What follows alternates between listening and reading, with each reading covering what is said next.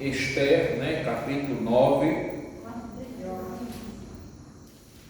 diz assim: no dia 13 do 10º mês, que é o mês de Adar, quando chegou a palavra do rei e a sua ordem para se executar no dia em que os inimigos dos judeus estavam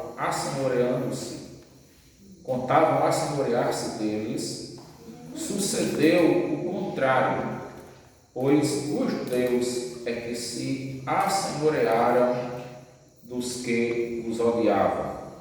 Porque os judeus, nas suas cidades, em todas as províncias do rei Assuero, se ajuntaram para dar cabo daqueles que lhes procuravam o mal.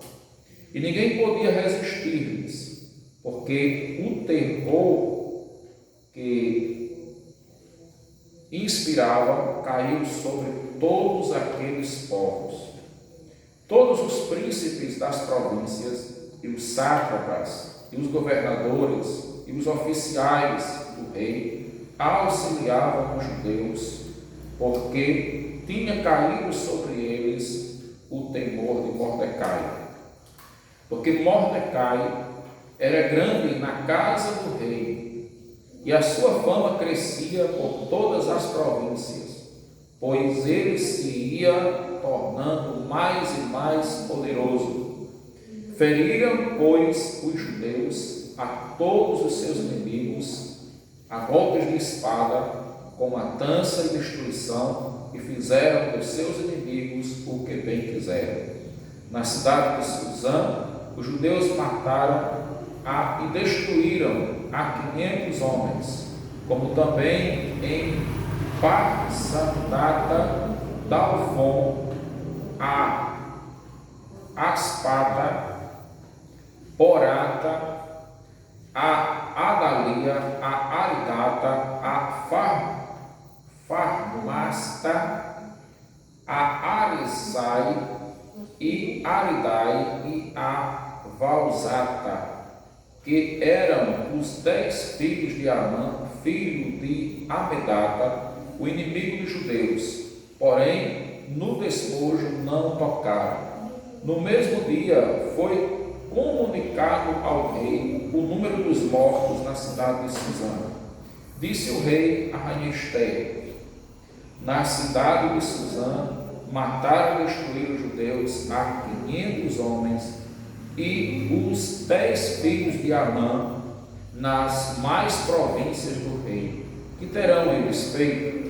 Qual é, pois, a tua petição, e se te dará? Ou que é que desejas ainda, e se cumprirá? Então disse Esther: se bem parecer ao rei, conceda seus judeus que se acham em Suzã, que também façam amanhã, segundo o edito de hoje, e dependurem em forca os cadáveres dos 10 filhos de Amã. Então disse o rei que assim se fizesse.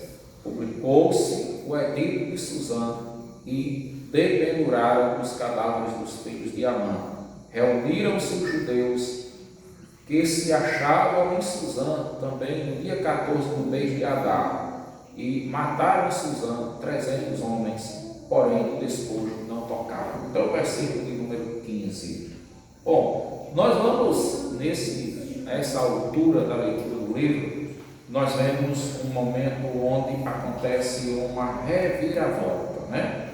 Aquele homem chamado Mordecai, que durante muito tempo ficou invisível à frente da casa do rei, que era um homem anônimo, né? Que era visto apenas por Amã, mas o seu olhar era um olhar de desprezo, era um olhar que despertava revolta, injusta, né? Era um olhar de descaso, de perseguição sem motivo. Aquele homem que há muitos anos vinha sendo injustiçado, ele agora passa a ser visto em todas as províncias do reino, né? Ele agora passa a ser honrado por Deus, honrado pelo rei, honrado pelos príncipes, honrado pelos súditos daquele rei. O que nós vamos, meus irmãos, aprender aqui a respeito do testemunho de Mordecai? Mordecai, ele foi um homem que soube esperar em Deus. Foi rejeitado, humilhado, perseguido, passou muitos anos como alguém anônimo, mas Mordecai não saiu da presença de Deus. Mordecai não negou a sua fé. Mordecai não deixou de servir a Deus e de esperar a justiça de Deus, pois ele sabia que aquele que é justo, fidedignamente justo, ele não pode jamais esquecer de fazer justiça. E eu queria dizer para você que Deus pode até demorar para fazer justiça a você, mas Deus jamais vai esquecer de fazer justiça. Deus jamais vai deixar de fazer a sua justiça, a não ser que você esqueça de servir ao Senhor. A não ser que você saia da posição de servo que espera em Deus. Porque se você não sair, vai passar o tempo que fizer, que passar, mas um dia Deus vai fazer justiça. E quando chegar o momento da exaltação de Deus para você, Ele vai lhe recompensar com a exaltação tão grande, que você vai ver que todos aqueles anos que se passaram de humilhação, de desprezo, de sofrimento, foram nada diante da recompensa que Deus vai lhe dar. Veja que Mordecai, ele chega a um posto tão grande que a Bíblia diz que todos os outros príncipes passaram a temer e a obedecer por causa da exaltação que estava sobre Mordecai. Olha só, aquele homem que antes fora perseguido por um homem, agora todo um reino estava temendo diante daquele homem. Já pensou?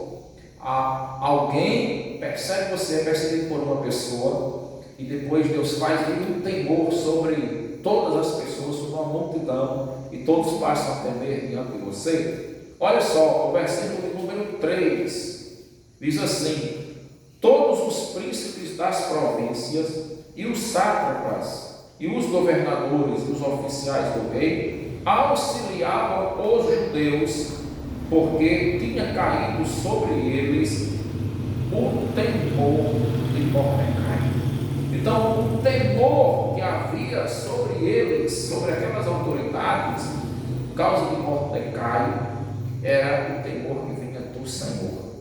Era a força de Deus exaltando Mordecai, fez com que aqueles homens percebessem que Deus estava com ele. E por eles saberem que Deus estava com ele, a Bíblia diz que ninguém podia resisti-lo, né? Ninguém podia resisti-lo por causa da grande força de Deus. Versículo 4 diz: porque Mordecai era grande na casa do rei. Olha só, há poucos capítulos, Mordecai era invisível na casa do rei. Mordecai era anônimo, só estava ali à frente, mas não era nem percebido, nem podia entrar na casa do rei. Agora Mordecai já é um homem grande na casa do rei. O que isso quer dizer, se nós trouxermos para nós hoje, né? Você não sabe o que Deus vai fazer na sua vida amanhã, ou o que Deus vai fazer a partir de hoje. Talvez até hoje você tenha sido um homem pequeno, uma mulher pequena, mas Deus pode fazer de você um grande homem, uma grande mulher a partir de hoje, a partir de amanhã, né? E fazer uma grande obra, porque o que estava acontecendo, Deus estava usando Mordecai para fazer uma grande obra através da vida daquele homem. A Bíblia diz que muitas pessoas se converteram. Olha só no versículo 8, capítulo 8, versículo 17, logo aí acima do capítulo 9, ele diz assim: também em toda a província e em toda a cidade aonde chegava a palavra do rei e a sua ordem, havia entre os judeus alegria e regozijo, banquetes e festas, e muitos dos povos da terra se fizeram judeus, porque o temor dos judeus tinha caído sobre eles. Muitos tinham se convertido, se fizeram judeus. Muitos povos pagãos ali se converteram porque o temor do Senhor caiu sobre eles. Como agirmos, irmãos, no meio de povos pagãos? Como agirmos em uma sociedade pagã? Como vivermos em uma terra pagã? Todos os homens da Bíblia que viveram em terras pagãs e que foram fiéis, eles viram Deus transformar o paganismo e as pessoas se converterem para o Deus da Bíblia. Nós estamos vendo esse mundo se tornando pagão a cada dia que se passa. Mas se a igreja do Senhor, ela viver firme a palavra de Deus, ela vai ver Deus transformar o mundo, né? Deus vai, à medida que o Senhor vai nos transformando, vai chegar um momento que Ele vai usar as nossas vidas para, a partir de nós, igreja, Ele fazer uma transformação no mundo. Veja que Deus não usou Amã para transformar o reino. Nenhum homem pagão que servia aqueles deuses, ou porque tinha uma posição importante no reino, Amã era antes o principal homem do reino, depois do rei. Era o maior entre os príncipes. Mas não foi Amã que trouxe mudanças para aquela sociedade. Não foi Amã. Deus começou a mudar a partir dos seus servos, mas Ele usou quem? Homens e mulheres fiéis. Esté, a rainha, né, que começou vindo lá de baixo para se tornar rainha, Deus estava exaltando ela ali. E Amã, que era um homem comum, anônimo até, tinha sido injustiçado, mas agora Deus estava fazendo a sua justiça. Talvez você tenha sido injustiçado ou injustiçada. Talvez você se sinta como aquela pessoa anônima, aquela pessoa que ninguém vê, ou aquela pessoa que, quando é vista por alguém, é vista de uma forma pejorativa, uma forma negativa.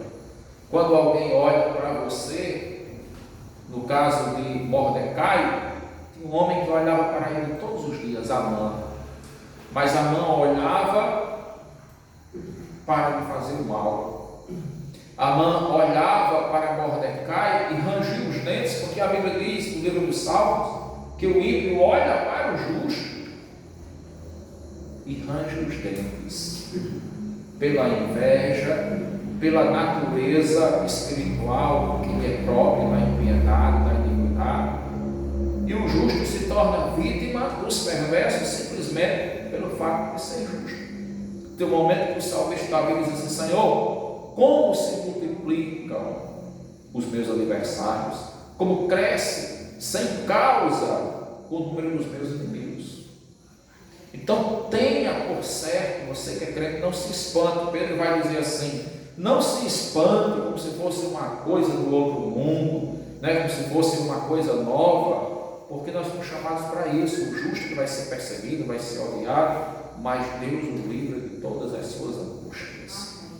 Permaneça na presença do Senhor. Agora estava aqui um homem, versículo 4, que era grande na casa do rei, e que a sua fama crescia por todas as províncias, pois ele se foi tornando mais e mais poderoso. E nós podemos dizer, meus irmãos, que aquele homem, durante os seus dias de humilhação, ele foi provado. Ele foi provado por Deus. Mas aqui chegou o momento da sua aprovação. Ele agora estava sendo aprovado por Deus, e Deus agora estava exaltando aquele homem chamado Mordecai. Você está sendo provado ou provada por Deus? Não se atemorize, não se preocupe. Deus é dono da sua vida, Deus é dono da sua existência, Deus é dono de toda a situação que está ao seu meio, Deus é dono da vida de todas as pessoas, de todas as circunstâncias. Não precisa se atemorizar, mas seja fiel ao Senhor. Viva na presença de Deus, na esperança de que Deus vai tirar o momento dele aprovar você, dele abençoar a sua vida. Então o que acontece? Aquelas pessoas que estavam programadas para destruir os judeus, eles agora vão se juntar aos judeus e vão defender os judeus e vão entrar numa luta. Aqueles governadores, aqueles príncipes, eles agora vão apoiar os judeus contra os inimigos dos judeus. E aqui acontece aquilo que a gente fala no ditado popular: o feitiço caiu sobre o feiticeiro, né? A Bíblia diz que aquele que cava, o ímpio cava uma cova para o justo, mas ele que cai nela, Deus faz ele cair nela. E a gente vai ver muito essa justiça de Deus acontecendo dentro do livro de Esther. Começa com Amã, que preparou a forca para Mordecai. Amã foi enforcado na forca que ele mandou fazer. Depois os seus filhos, seus 10 filhos, né, está aí no versículo de número 12, também foram mortos e as suas cabeças foram expostas naquela forca, né? Está aí, diz assim: disse o rei a rainha Esther: na cidade de Suzã mataram e destruíram os judeus a 500 homens e os 10 filhos de Amã. Nas mais províncias do rei, que terão eles feito? Qual é, pois, a tua petição que se te dará? Ou que é que desejas ainda e se cumprirá? Então disse Esther: se bem parecer ao rei, conceda-se aos judeus que se acham em Suzã, que também façam amanhã, segundo o edito de hoje, e dependurem em forca os cadáveres dos 10 filhos de Amã. Então eles tinham sido já mortos na guerra, né? Mas eles foram dependurados em forca. Tiveram Amã e a sua casa teve o mesmo fim que ele tinha planejado contra o Mordecai. E aí, naquela guerra, aquelas pessoas que pensavam que iam destruir os judeus, eles agora começaram a perder, porque Deus estava pelejando pelos judeus, né? Deus estava abençoando os judeus naquela batalha, e ali aqueles homens foram mortos, e foi grande a matança que aconteceu ali. E a Bíblia diz aqui no versículo 15: reuniram-se os judeus que se achavam em Suzã, também no dia 14 do mês de Adar, e mataram em Suzã 300 homens, porém do despojo não tocaram. Então teve uma matança de 500 homens, depois teve uma matança de 300 homens, isso só em Suzã, mas em todas as províncias os inimigos do Senhor perderam. Meus irmãos, tem um texto lá em Deuteronômio, também acho que no livro de Êxodo, quando Deus vai fazer aliança com o povo judeu, que Deus disse que se eles estivessem na presença do Senhor, os seus inimigos viriam por um caminho, mas voltariam por 7 caminhos, né? Quando nós olhamos essa palavra, nós lembramos que a fidelidade do Senhor não é só para os judeus. A proteção de Deus é para todos aqueles que servem a Deus. Nós temos nos nossos 28 artigos, né, no estudo deles, que fala a respeito das Escrituras, vai dizer que nós cremos nas Escrituras do Velho e do Novo Testamento, com a palavra de Deus. Então essa Escritura do Velho Testamento é a palavra de Deus para nós também, né? Se nós ficarmos firmes na presença do Senhor, aqueles inimigos que se levantam, eles serão derrotados, e eles virão por um caminho, mas Deus os fará fugirem por 7 caminhos. Para a gente avançar e terminar esse capítulo, a partir do versículo número 16, vai falar da festa do Purim, né? Também os demais judeus que se achavam nas províncias do rei se reuniram e se dispuseram para defender a vida, e tiveram sossego dos seus inimigos, e mataram a 75.000 dos que os odiavam, porém no despojo não tocavam. Sucedeu isto no dia 13 do mês de Adar, no dia 14, descansaram e fizeram dia de banquetes e de alegria. Os judeus, porém, que se achavam em Suzã, se ajuntaram nos dias 13 e 14 do mesmo e descansaram no dia 15 e o fizeram dia de banquetes e de alegria. Também os judeus das vilas que habitavam nas aldeias abertas, fizeram no dia 14 do mês de Adar, dia de alegria e de banquetes e dia de festa, e de mandarem porções de banquetes uns aos outros. Mordecai escreveu estas coisas e enviou cartas a todos os judeus que se achavam em todas as províncias do rei Assuero, aos de perto e aos de longe, ordenando-lhes que comemorassem o dia 14 do mês de Adar e o dia 15 do mesmo, todos os anos, como os dias em que os judeus tiveram sossego dos seus inimigos, e o mês em que se lhes mudou de tristeza em alegria, preste atenção, de luto em dia de festa, para que os fizessem dias de banquete e de alegria, e de mandarem porções dos banquetes uns aos outros e dádivas aos pobres. Deus transformou a tristeza em alegria, o luto em festas. E agora, eles que compartilhavam cartas com notícias contra eles, estavam compartilhando cartas de vitórias. Meus irmãos, nós não podemos esquecer disso. Deus é um Deus justo, que faz a sua vingança contra os inimigos do seu povo, né? E quando talvez se pense assim, mas essa guerra, tantas pessoas foram mortas, mas era isso que essas pessoas estavam planejando para o povo de Deus. Todo esse mal que veio contra eles aqui era o que eles estavam planejando contra o povo de Deus. Deus apenas fez inverter a situação e eles começaram a pagar pelos seus próprios pecados, pelos seus próprios erros. E agora, tudo que eles tinham planejado, todo o mal que eles tinham planejado, eles vão colher, e o povo de Deus começa a Deus transformar a tristeza em alegria. Deus pode transformar a sua tristeza em alegria. Deus pode transformar o seu luto em festas. Deus pode transformar as notícias ruins em notícias boas, né? Deus pode transformar todo o desespero em esperança. Deus pode transformar a humilhação em glória, fazer com que aquele que está invisível, está anônimo, ele passe a ter destaque. E Deus começa a dar destaque aqui a Mordecai, porque o Mordecai que antes estava debaixo de ordens que vinham contra ele, Deus agora o colocou numa posição para ele dar as ordens. Amém?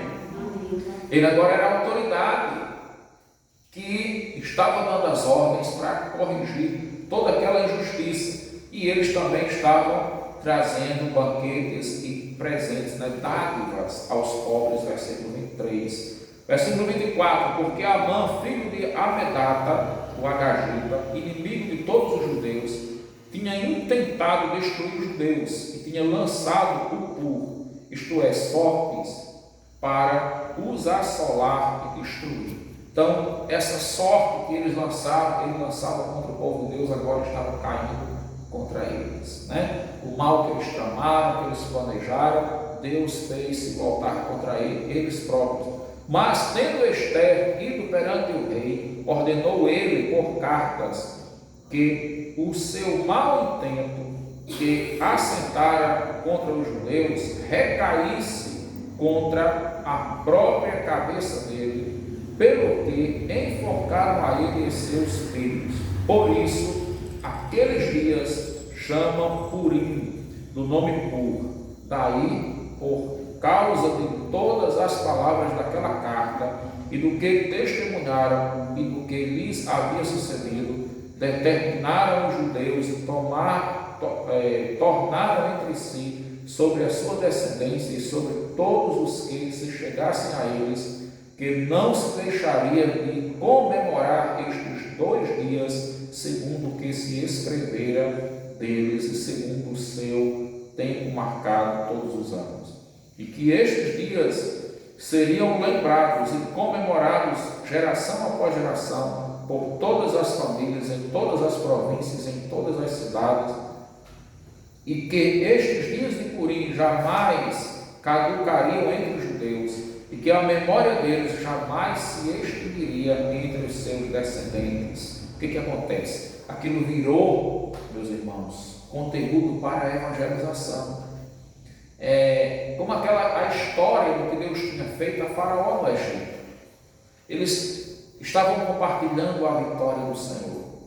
As coisas que Deus faz nas nossas vidas, coisas grandes, os milagres, as experiências, elas devem ser lembradas. Lembradas para alimentarem a nossa fé. Lembradas porque elas são experiências vividas. Elas são a nossa história, é o nosso relacionamento com Deus. Faz parte do cuidado do Senhor conosco, das respostas de Deus às nossas orações, e nada melhor do que as nossas próprias experiências de vida para nós falarmos delas para alguém. Quando você fala daquilo que você viveu, você fala com mais propriedade, você fala com mais conhecimento de causa e efeito, né? Você fala com mais segurança, você fala com mais convicção. Então não esqueçamos de dar testemunho das obras grandiosas do Senhor nas nossas vidas.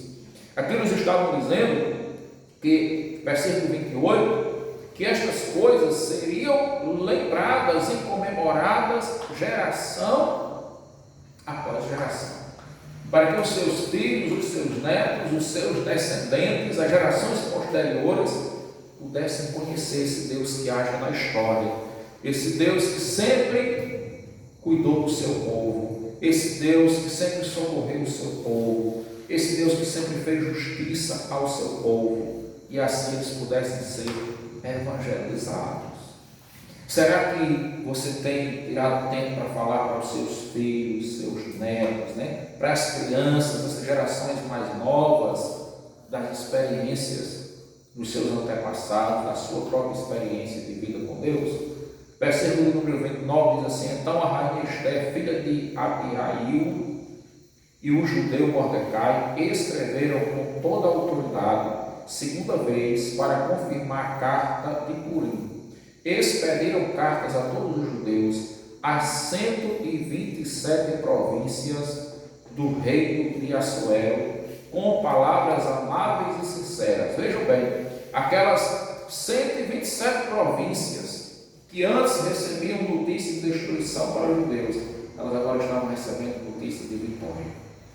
Todo o reino, um homem que era invisível na sua cidade Suzã, agora se torna conhecido de todo o reino, de 27 províncias, né? 27 estados, nações ali, 27 estados que tinham as suas províncias tinham os seus príncipes, seus governadores, os seus sátrapas, os seus súditos, os seus oficiais, todos agora estavam conhecendo o que Deus fez através de Mordecai, Esther e os demais judeus. Lembre-se que a igreja do Senhor estava em ação ali naquela batalha espiritual, porque quando nós chegamos lá atrás, Mordecai diz, a rainha Esther diz assim: olha, entre em jejum e oração.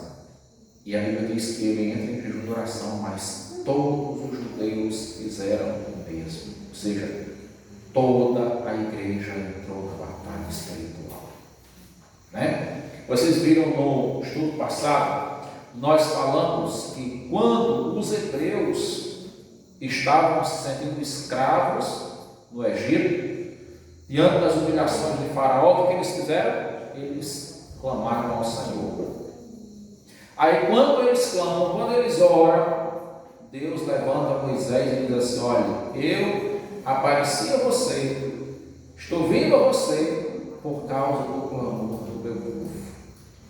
Então, meus irmãos, quando a igreja ora, quando a igreja clama, Deus faz coisas assim incríveis, né? Deus faz coisas nunca feitas antes.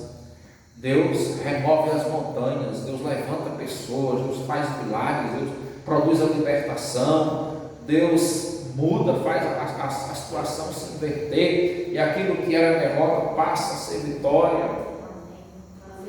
Aquilo que era um problema, que antes era reclamado, que era um clamor, agora passa a ser motivo de júbilo, de canto, de alegria, porque a exaltação de Deus chega, né? E ali aquelas pessoas que antes ouviam a humilhação pública dos judeus estavam agora ouvindo a exaltação pública dos judeus. Então, só para a gente terminar, o versículo 31 diz assim: para confirmar estes dias de Purim, nos seus tempos determinados, como o judeu Mordecai e a rainha Esther tinham estabelecido, e como eles mesmos já o tinham estabelecido sobre si e sobre a sua descendência, acerca do jejum e do seu lamento. E o mandato de Esther estabeleceu estas particularidades de Purim e os escreveu no livro. Só para a gente terminar, capítulo 10 aí, bem pequenininho, 3 versículos, o renome de Mordecai, né? Mordecai e Esther, eles são os personagens principais aqui, né? E aí ele vai finalizar, né, mostrando a exaltação de Mordecai. Depois disto, o rei Assuero impôs tributo sobre a terra e sobre as terras do mar, ou seja, os confins ali de todo o seu império, né? Quanto aos mais atos do seu poder e do seu valor, e ao relatório completo da grandeza de Mordecai, a quem o rei exaltou, porventura não estão escritos no livro da história dos reis da Média e da Pérsia? Aquele homem entrou para a história dos reis da Média e da Pérsia, ficou registrado, né, no céu e na terra, pois o judeu Mordecai foi o segundo depois do rei Assuero, e grande para com os judeus, e estimado pela multidão de seus irmãos. Olha aí, ele era honrado pelo rei, ele era honrado pelos outros príncipes, era honrado pelos judeus, pelos seus familiares, tendo procurado o bem-estar do seu povo e trabalhado pela prosperidade de todo o povo e de sua raça. Então, meus irmãos, Deus honra homens e mulheres que trabalham pelo bem do povo de Deus. Deus honra homens e mulheres que trabalham pela prosperidade do povo de Deus, pela prosperidade da igreja, né? Não podemos trabalhar pela prosperidade do mundo. O mundo representa o pecado, né? Não podemos trabalhar pelo bem-estar do mundo. O bem-estar do mundo, quando a gente fala mundo, no sentido de carne, de desobediência a Deus. Aquele crente que apoia coisas erradas, que ajuda a divulgar coisas erradas, ele está trabalhando pelo bem-estar do mundo, ele está trabalhando pelo reino do diabo, ele está trabalhando contra o reino de Deus. É uma inversão de valores, é o tiro pela culatra, é fazer o que não devia fazer e deixar de fazer o que devia fazer. Então nós temos que saber a nossa posição. Se nós não soubermos bem definidamente a nossa posição, como o Senhor vai nos dar vitória? Deus não se contradiz, então nós não podemos nos contradizer. O único motivo que fez com que Mordecai e Esther alcançassem a vitória é porque eles não entraram em contradição, né? Você vê que eles vão permanecer fiéis ao Senhor, muitas vezes eles quebram as regras do mundo lá. E quando ela diz assim: eu vou à presença do rei, mas não preciso que Deus faça um milagre para que ele estenda o bordão, porque se não for chamado ele não estender, então a pessoa seria, ali no caso, seria executada, né? E ela arrisca a sua vida para fazer a obra do Senhor, arrisca a sua vida pela salvação do povo de Deus ali, o povo judeu, como Mordecai também. E Deus honrou, e no final Deus deu aquela vitória. Então o que nós aprendemos com o livro para a gente terminar? Já estou fechando aqui, e a gente vai guardar isso hoje. Que Deus, Ele faz a sua justiça no tempo certo, que Ele não deixa de fazer a sua justiça. Se você está sendo injustiçado por alguém, por algum motivo, né? Porque você serve ao Senhor, está sendo perseguido, está sendo odiado, não se preocupe com isso. Continue servindo a Deus, continue esperando nele, mesmo que aparentemente tudo que você tem feito de certinho, tudo que você tem feito para andar no caminho do Senhor, aparentemente não está surtindo nenhum efeito. Para Deus está, porque Deus tem o tempo dele. Ele está vendo, né? E Ele está contando cada detalhe. É um momento de provação. Passe pela prova, fiel a Deus, e vai chegar o tempo que Ele vai lhe aprovar. E quando Ele lhe aprovar, ninguém sustenta. Quando o Senhor começar a te exaltar, até os seus inimigos vão se aliar a você. Até aqueles que lhe perseguiam, como aconteceu aqui, né? Muitos vieram e começaram a apoiar os judeus, porque Deus também levantou aquelas pessoas para apoiarem eles. Mas não esqueça a oração, jejum, obediência a Deus. Continue confiando no Senhor. Que Deus lhe abençoe grandemente, em nome de Jesus.